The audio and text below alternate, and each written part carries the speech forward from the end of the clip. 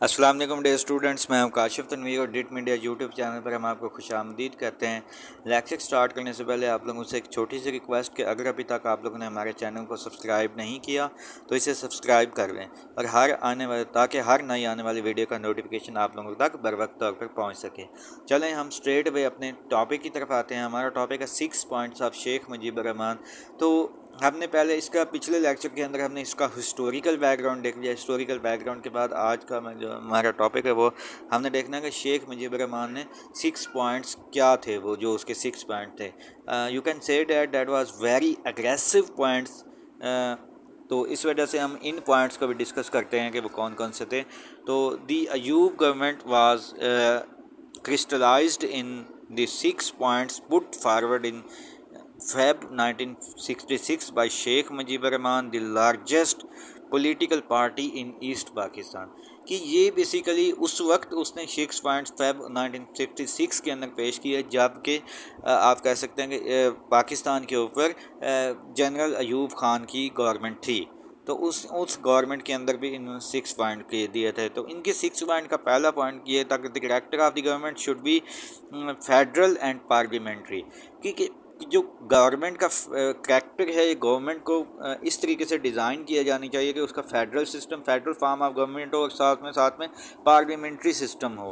तो क्योंकि आपको पता है कि जो है अयूब खान के दौर के अंदर उसका प्रेसिडेंशियल फॉर्म ऑफ गवर्नमेंट था पाकिस्तान का, तो उसको उन्होंने चेंज करने की बात की। उन्होंने कहा कि फेडरल के साथ साथ पार्लियामेंट्री फॉर्म ऑफ गवर्नमेंट होना चाहिए। इस तरीके से निज़ाम को ज़्यादा बेहतर तरीके से चलाया जा सकता है।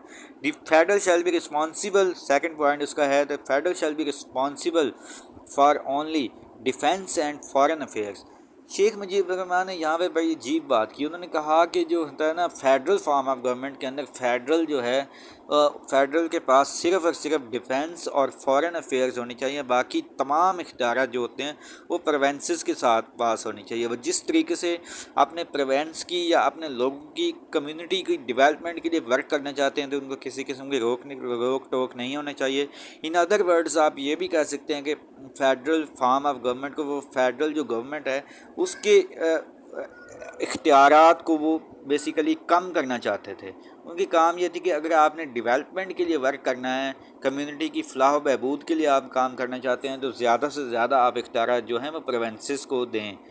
आगे है there shall be 2 separate currencies mutually और freely convertible in each wing. उनका मानना ये था कि तीसरे पॉइंट के अंदर उन्होंने बात की कि सेपरेट करेंसीज होनी चाहिए, ईस्ट पाकिस्तान की अलग करेंसी हो, वेस्ट पाकिस्तान की अलग करेंसी हो।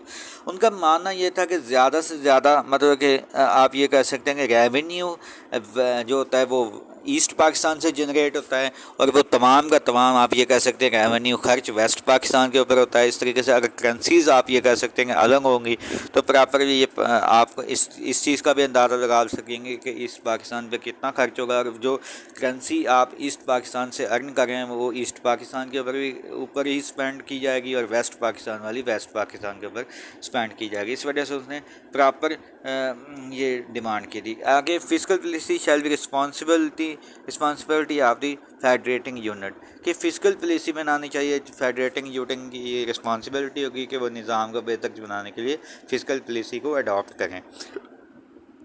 नेक्स्ट है उनका speaker separate accounts shall be maintained for the foreign exchange, कि सेपरेट अकाउंट्स होने चाहिए। उनका मानना यह था कि बैंक अकाउंट भी इवन कि आप कह सकते हैं कि ईस्ट पाकिस्तान का अपना अलग बैंक अकाउंट और वेस्ट पाकिस्तान का अपना अलग बैंक अकाउंट हो ताकि वो निज़ाम को ज़्यादा बेहतर अंदाज से चला सके।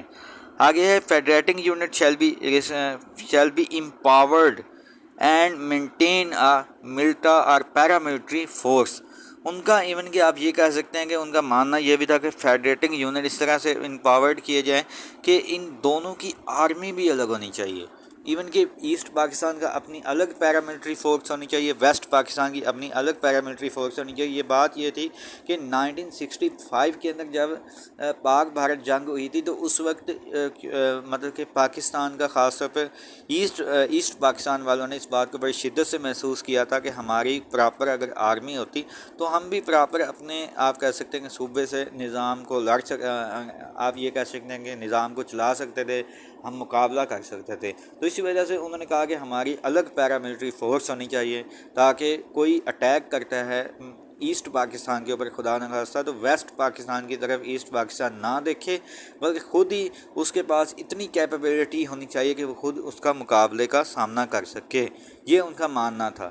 تو آج کا لیکچر ہم یہی پہ اینڈ کرتے ہیں۔ Write your question in comment box, hit the like and subscribe button if you haven't yet, stay tuned and اللہ حافظ۔